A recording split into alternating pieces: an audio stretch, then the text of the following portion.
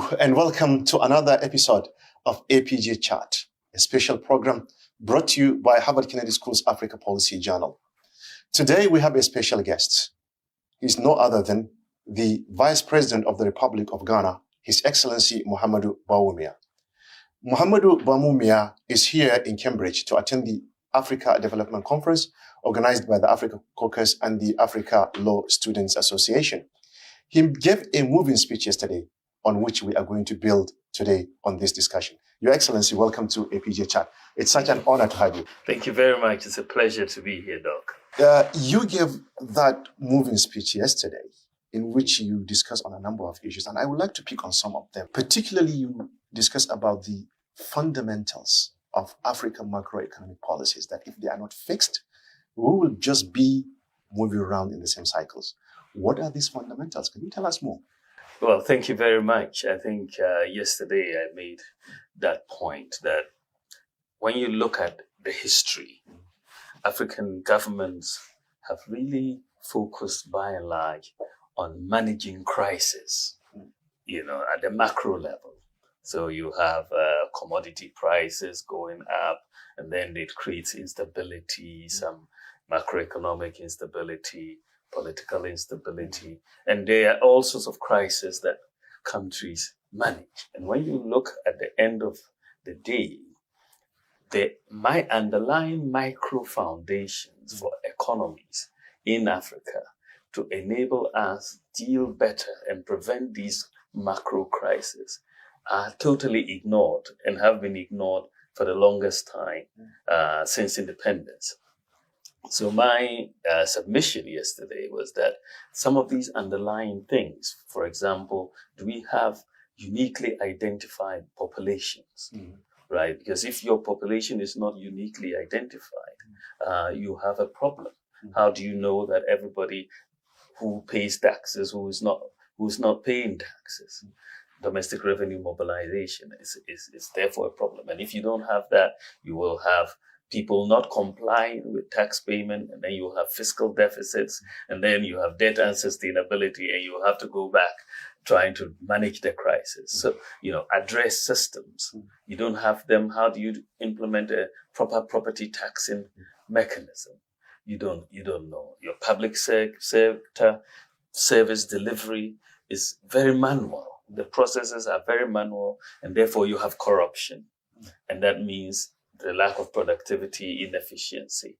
If you can automate and digitalize the offering of these public services, you increase efficiency, reduce corruption, reduce the cost of doing business. Financial inclusion is another major underlying micro fundamental that has to be addressed. If you have the majority of your population excluded from the financial sector, your savings in the sector is very low.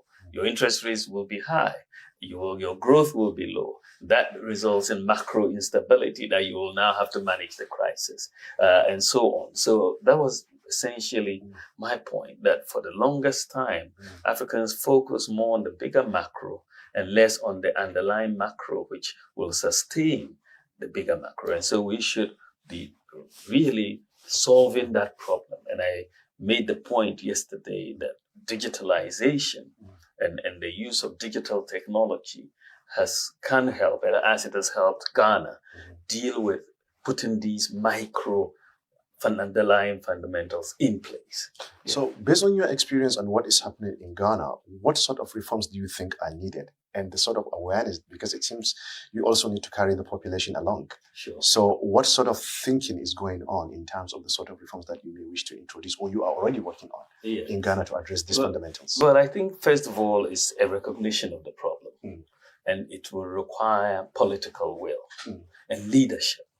I think that when you want to change and reform, you need a clear vision. And that is going to be provided by leadership, and therefore set out a roadmap in terms of how you are going to achieve it. In our setting, we set up a roadmap for digitalization and said, look, we've got to put in place the pillars. First of all, let's have a national ID. Let's make sure there's every part of the country has a digital address, because that is the way we thought we could use GPS technology to deal with the addressing challenge, which we did. So every part of the country, every property has a digital address. Let's make sure everybody has a bank account. That is a clear goal. And we said, okay, most people have mobile money accounts. Let's make it interoperable with bank accounts. So we implemented mobile money interoperability. And therefore, we're able to accomplish that particular goal, that you have financial inclusion. And therefore, as a result, we are not only the fastest growing mobile money market in Africa, we are also number one in Africa in terms of access to financial inclusion, because we've been able to put the fintechs, the telcos, and the banks on one common platform. It wasn't easy to do because these are competitors, but we had to convince them that it was in their collective interest to be on one platform and compete on that platform rather than try to set up separate platforms as you have in many other countries. So we did that, and then we said, let's digitalize government services. Then we proceeded. And all of this we've done in this period of 6 years. But because there's been a focus, and I was given the responsibility to drive this from the Office of the Vice President, because we need a broad sectoral participation in this. So we bring all the ministers together, all the agencies together, and say, this is where we are going. Bring the private sector together, because the private sector for us is very key to the success of our digitalization. They have an interest, of course, financial incentives to make systems work. When systems work, they make money. And so it's a public-private partnership that we have adopted, and it's working very well in the context of Ghana. So you need to set the vision, and you need a political will, and you need to implement. Interesting. One aspect of the speech also that caught attention was this transition from colonialism to African independence, in which you articulated that African governments after independence continued with colonial legacies of looking for resources instead of focusing more on investing in human capital. Right. What do you mean? And what would you like to see changing? Well, thank you very much. I think what I said, and which you are making the point of, and which is the case, the colonialists, when they came in, their major interest was in our natural resources. That's why they came to exploit those natural resources. So the systems that they put in place in Africa were systems to enhance their ability to exploit those natural resources. And, they exploited these natural resources for 100 years or so. Now, after independence, we continued that whole legacy of colonialism. And we thought, let us also continue the exploitation of natural resources as the path to development. Of course, the evidence that we have is clear in terms of within the continent that is not the sufficient path to economic growth.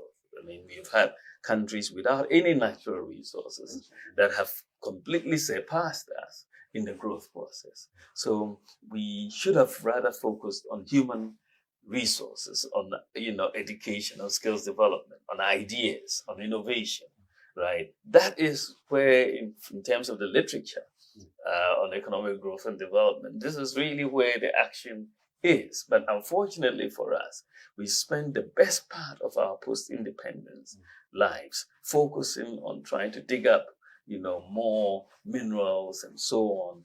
But that is not necessarily the way. Even if you have that and you don't have ideas, you don't have the human capital, it will just be more exploited. I'm glad that you brought the example of, some success stories outside Africa. Right. That have done something different instead of looking at just natural resources. Singapore comes to my mind. South Africa comes to my mind. South Korea, comes to mind. and they focus on exports, human capital, using their populations to grow. Right. What lessons do you think are there for African countries, and what should they be doing to be in that pedestal? Yes, in fact, it is very true that the experience of Singapore, South Korea, and so on, Taiwan, has been a bit different from many African countries. They focused a lot on export promotion, or what we will call targeted industrialization. They picked a few industries which were targeted, and those were industries that were exporting industries. So they were not just import substitution, which many of us in the continent did, but they were export promoting.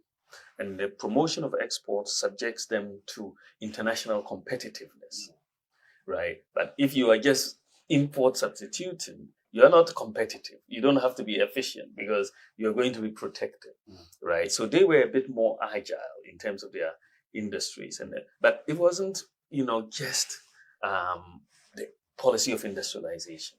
When you read Korean history, you will find that even as far back as the 4th century BC, wow, that was such a long time. A long time ago, BC, that people were mortgaging their homes to educate children. That's fascinating. Mortgaging their home. This is 4th century BC. So the whole idea of education was inculcated in these societies for a very long time, right? So the whole idea of making sure you build the human capital and was very important. I mean, you had, of course, the US assisting South Korea and all of that with the capital injection. But without the human capital, you would not be able to transform that capital into the output and growth that we are seeing. That's a fascinating point which I would like to really dwell on. Ladies and gentlemen, you are listening to APJ Chat, brought to you by the Harvard Kennedy School's Africa Policy Journal. And my guest for today is Dr. Muhammadu Bawumia, the Vice President of Ghana. Human capital. Africa has a youth population that is almost 60%, estimated to be around 650 million. Yeah. That's huge. Very. Is this an asset or a liability? And what should be done about it? Well, I mean, for sure. I mean, for me, it is an asset. But if you don't manage the asset properly, it can become a liability, right? So, but I believe that, by 2050, as you know, Africa will, in terms of population, will be the largest continent in the world. And in terms of the youth population, we would also have the largest youth population in the world, as 60% of our population is youth, as you have just said. Now, we contend this. This is a huge potential, because it means that Africa has a market, a very large market in terms of the economy. We will have a very large market. So how do we translate this big youth population bulge into an asset? First of all, education. It's very, very important that the youth are educated. It's very, very important that we have skills training, the appropriate type of skills training. Today, the game is the 4th industrial revolution. We cannot participate in it if the youth don't have digital skills. We've got to focus on digital skills. We've got to focus on technical skills. So the investment in technical and vocational education, in digital skills, in ICT is very, very key for the youth. For youth, when they're going into agriculture, these days we have to move into smart agriculture. We have to use artificial intelligence. We have to use the Internet of Things. We have to use big data. We have to use satellite data to make sure that there is certainty in agriculture. A lot of the reasons why the youth are not going into agriculture in the numbers we want them to go into is that there's too much uncertainty. And that uncertainty and the lack of predictability makes it very difficult for them to access capital to go in and all of that. But we've got to make sure that the youth are going into these areas to encourage entrepreneurship and innovation. I think when we put that framework together of education skills and and an investment in technology to support the youth, they would be a very potential asset. That's really relevant because, especially the reference you made to artificial intelligence, which is the new big game in town. Yes. The late Julius Nyerere, of blessed memory, from Yes. Tanzania, once said that while the Europeans are moving to the moon, we are still moving to the village. Right. So when are we even trying to play catch up? Right. So looking at artificial intelligence, the growth is exponential. Yes. Do you see that as an advantage for Africa? Or do you see that we will end up playing catch up and not really catching up? And what are your personal thoughts as a leader, and what should be done to make sure that Africa is also taking advantage of this revolution that is coming? Thank you very much. I see this whole idea of the fourth industrial revolution. We were left behind in the first industrial revolution, the second and the third. And we should not be left out in the fourth industrial revolution. I think that artificial intelligence applied properly will be a big boost to Africa. It will help us leapfrog. It will help us catch up as well and leapfrog in many areas. And I think that artificial intelligence should be seen as a tool to assist that. And I see three main areas that we in Africa can really use artificial intelligence. Health. You don't have enough doctors. In many, many places, you may have nurses, right? But if the nurse is equipped, for example, with GPT-4, and they can ask questions, and you can get very accurate answers from these. They could assist nurses, they could assist doctors in providing information to provide healthcare. We're already using drones, which is artificial intelligence, to deliver medicines, right? Vaccines, blood supplies, and so on. This is happening. We are saving lives as a result of the usage of drones. We delivered 9 million vaccines during COVID to rural areas, to remote areas, which would be difficult to reach. Mothers who are giving birth, who need blood supplies in the middle of the night, the drones can get them there, the medicines there. And so we have seen practical, benefits of artificial intelligence. And we are not worried about it. We think that we should embrace it and use it in a way that helps us. We have to direct it in ways in health, in education, in agriculture, and it's the same thing with education. It's not everywhere that we have the personnel in terms of the teachers and all of that.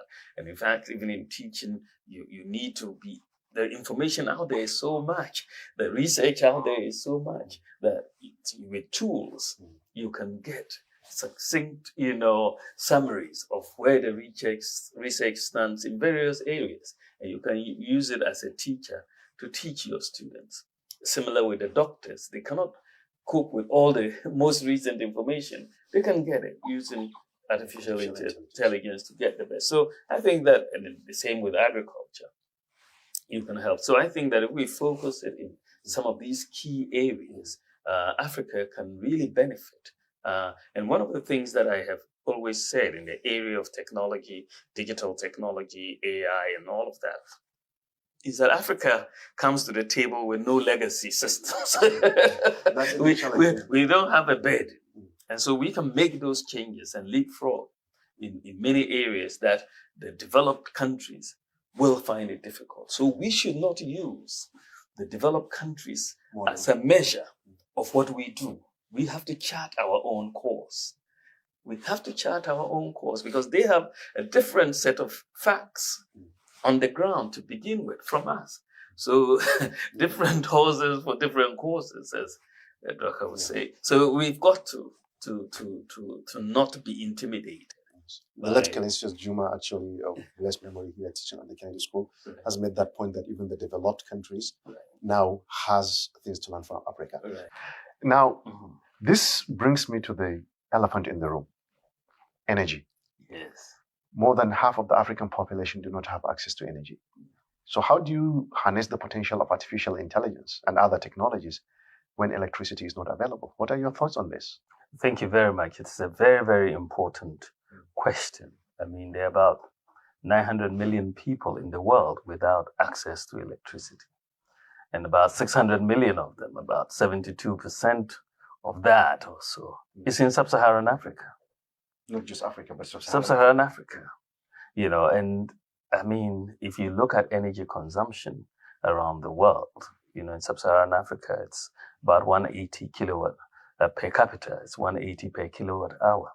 In the US, it's 13,000 consumption per kilowatt hour. In Europe, it's about 6,500, you know, consumption. So we are at 180, right? And so you see the direct relationship between our energy consumption and economic development. You know, ours is so low because without energy, you cannot do so many things, you know, in transport, health, in education, agriculture. There's so much that requires energy. If it, you know, digitalization, artificial intelligence, all those things that we want to do require energy. So it's a big issue for Africa and how we are able to deal with this elephant in the room. My own experience with our situation in Ghana, and when you look at what is happening across the continent in South Africa, in Nigeria, and so on. First of all, we have to make sure that the utilities are financially viable. You know, the lack of viability of our utilities is a major problem because if the utilities are not viable, they are not able to make the investments that are required. And you know that with the energy sector, the lead time for investment is about 4 years before you actually need the energy. And so if you don't put in the investment early on, but if your utilities are making losses and they are not cost recovering, you have a major problem to start with in that sector. In the utility sector, I think the World Bank estimates that we need about 20 billion annually for the next 10 years or so for us to close the gap, right, on electricity. And so if you don't have that incentive for the private sector, because a lot of this investment must come in from the private sector. How do you energize the private sector? Exactly. But if they see a loss-making enterprise, they're not likely to invest. So that is one thing that we have to be careful and very deliberate on to make sure that there is viability of our utilities. The other thing that we have to do, because we are working individually in countries, it is very important because, you know, some places we have different comparative advantages. There are some parts of the continent where there's more hydro, some parts where there's more gas. But so it requires a deliberate strategy to integrate our utilities. And not only to integrate the utilities, but to integrate the power and diversify the power generation mix towards more green energy. You need to diversify towards more solar, towards more hydro on the continent. We are blessed with a lot of sun. And many places in the Sahel, for example, that you can really leverage solar energy, for example. So I think that the integration of our utilities is going to be very, very important, as well as making sure that there's financial viability and encouraging the private sector to come in to invest in the sector. I think that's quite interesting. And this brings me to my last question. There is a lot of interest from countries, China, United States, Europe, you know, Africa Conference, Africa this, Africa that. Yeah. And you mentioned that we have to work collectively together. Right. But how is Africa sit at the table during these negotiations? What are your thoughts on African countries, especially the regional blocs, negotiating in trying to bring this private, you know, sector into Africa to go as a bloc so that they can have a better deal than going alone, so that Africa's voice is much bigger and stronger. Yeah, I mean, I think that, this, it goes without saying that, we deserve as a continent a seat at the table. I mean, we are a major contributor to the development of this world, in terms of our resources, in terms of our population, and so on. We definitely do deserve a seat at the table. And of course, we are a major bloc. The African Continental Free Trade Area has been set up with over 1 billion in population and $3 trillion economy that we have put together. And so it gives us some marketing power, some negotiating power at the table, if we recognize it. Right? You may have the power, but you may still work in very much silos, but once we can recognize and negotiate on the basis of our market power, I think that the rest of the world will listen. So it is in recognizing that we have this to do if we're going into energy, because we have to get our own act together before the world will listen to us. Yeah, I mean, if we go in a lot of the current circumstances, we will not be listened to, but we must be taken seriously, right? And to be taken seriously, we have to do the things that make sense for us to do, and then come together as a bloc to negotiate for very, very important concessions for the continent.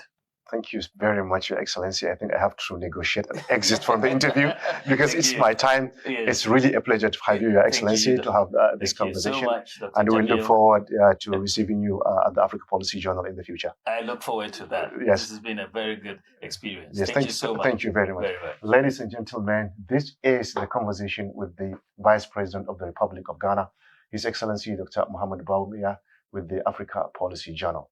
On behalf of all those who contributed in making this interview a success, especially our team at the Africa Policy Journal, the team from the Vice President, and my colleague, Adawabi, for standing up and recording and editing and making sure that everything goes well. I, the Editor-in-Chief of the Africa Policy Journal, Muhammad Jamil Yusha, is saying goodbye.